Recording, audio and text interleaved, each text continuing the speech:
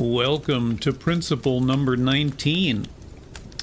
Only limited and carefully defined powers should be delegated to government, all others being retained in the people. No principle was emphasized more vigorously during the Constitutional Convention than the necessity of limiting the authority of the federal government.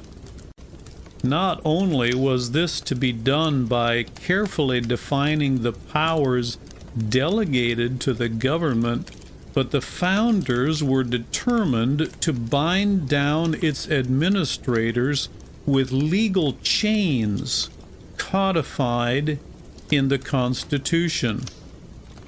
It will be recalled that one of the reasons many of the states would not adopt the original draft of the Constitution was that they feared the encroachments of the federal government on the rights of the states and the people.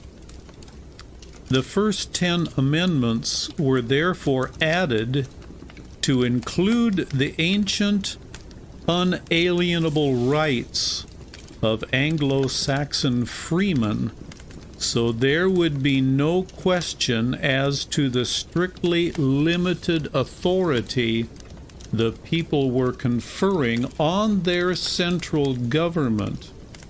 Notice how carefully the 9th and 10th Amendments are worded. Here's the 10th Amendment. The enumeration in the Constitution of certain rights shall not be construed to deny or disparage others retained by the people. And the 10th Amendment. The powers not delegated to the United States by the Constitution, nor prohibited by it to the states, are reserved to the states respectively or to the people. The people felt that the hedging up of federal authority was absolutely essential because of their experience with corrupt and abusive governments in the past. Alexander Hamilton commented on this by saying, "There is in the nature of sovereign power and impatience of control that disposes those who are invested with the exercise of it to look with an evil eye upon all external attempts to restrain or direct its operations. This tendency is not difficult to be accounted for. It has its origin in the love of power. Power controlled or abridged is almost always the rival and enemy of that power by which it is controlled or abridged.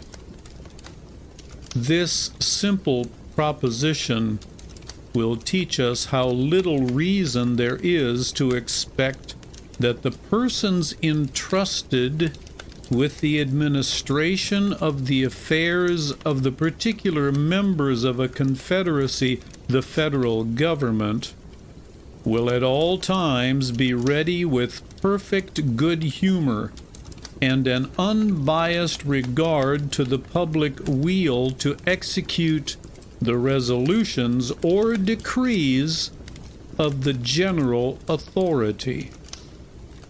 The reverse of this expectation results from the constitution of man. New topic. Original balance between federal government and states. The separation of powers between the states and the federal government was designed to reinforce the principle of limited government.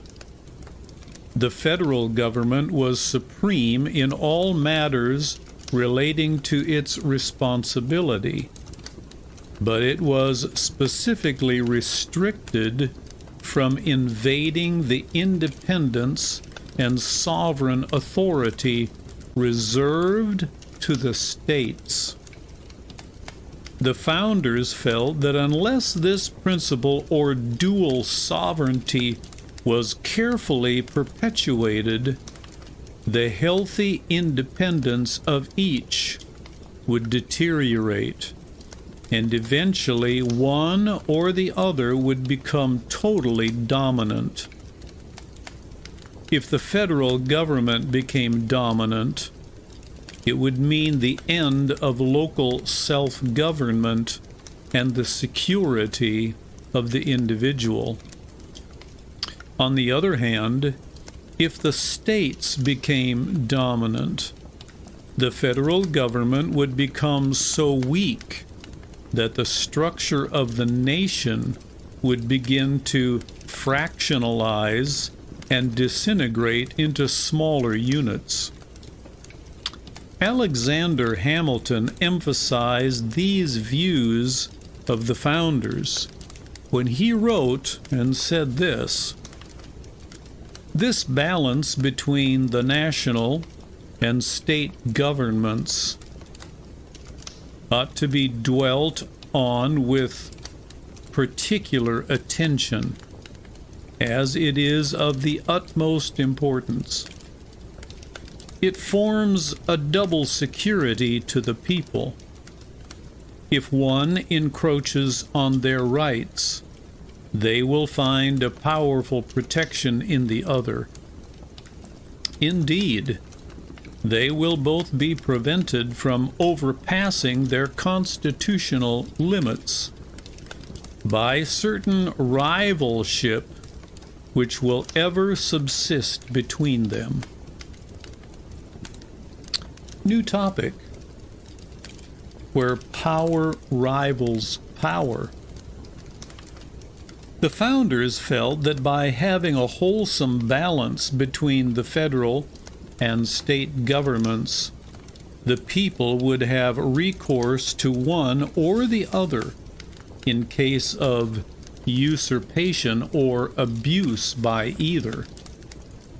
Commenting further on this, Hamilton said, "Power being almost always the rival of power, the general government will at all times stand ready to check the usurpations of the states' governments, and these will have the same disposition toward the general government.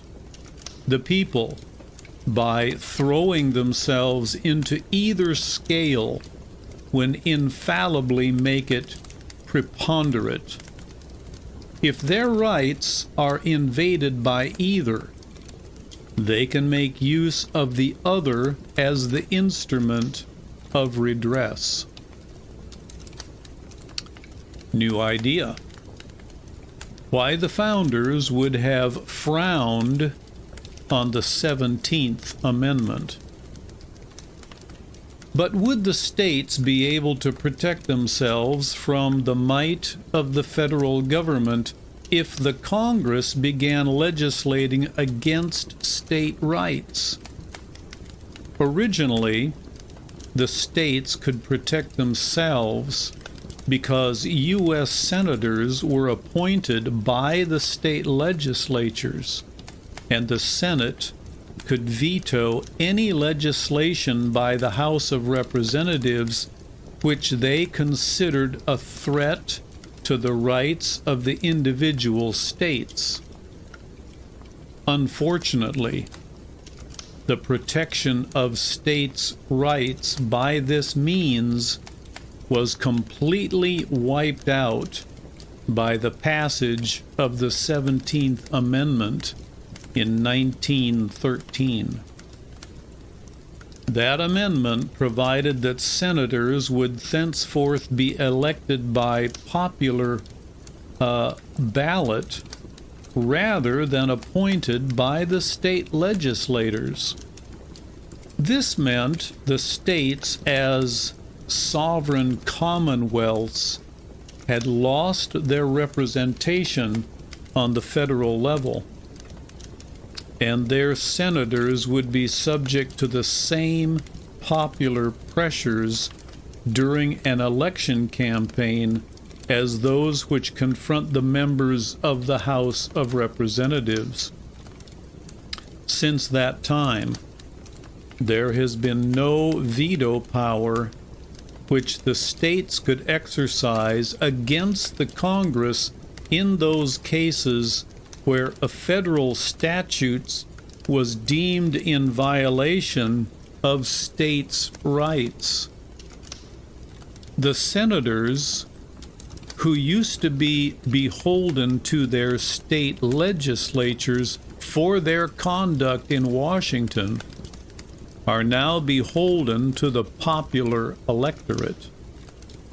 Federal funds appropriated for a state are generally a source of popular acclaim, and senators, like congressmen, usually hasten to get them approved. Too often, it has been of little consequence that those funds might be expended in violation of basic powers reserved to the state.